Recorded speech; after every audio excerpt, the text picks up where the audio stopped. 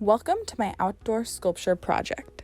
At a first glance, it appears as though the sculpture looks like a deconstructed Oreo or a mismoshed yin and yang symbol. Geometrically, this sculpture consists of black and white circles and semicircles with round-shaped cutouts. When looking at the sculpture from the front, there are two white, large, circular structures. The one on the left looks like a bubble letter uppercase D, and the one on the right looks like a bubble letter O. On the back side of the sculpture, there are two crescent-shaped white objects with the flat sides facing one another.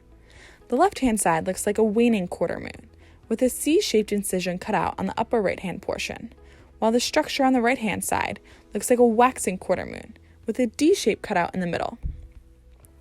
These two white sides are sandwiching a large black full circle with a smaller circle cut out at about 1 o'clock. These circles, semicircles, and other shapes superimposed into the structures are complex and multifaceted, and this sculpture is quite asymmetrical. It is certainly a geometric abstraction, as the sculptor J. Dugan explains, that there's little to understand. Abstract sculptures, like love, is meant to be experienced, not idolized. It should be enjoyed solely for the meaning it has for you. This sculpture looks different from every angle, and depending on the lighting and the shadows, different shapes are highlighted and are in the forefront, while others are in the background. Each angle of this sculpture offers a new perspective and dimension. When I visited the sculpture in person on a sunny afternoon, the way that the sunlight was reflecting off the sculpture, a rainbow arc was formed, which is quite beautiful against the black and white sculpture. This sculpture certainly has some academic meaning to it. The sculptor, J. Dugan, describes school as an environment where students are learning and awakening to limitless conditions and fragments of knowledge.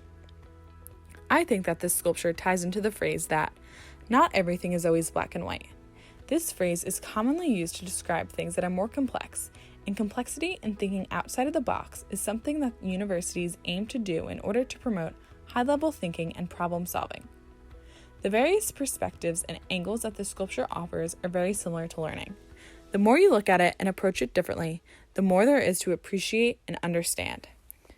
J. Dugan titled the sculpture Knowledge Ascending, and this name is very fitting as the sculpture is located in the Iacocca Plaza, which is right outside of the E.W. Fairchild Martindale Library.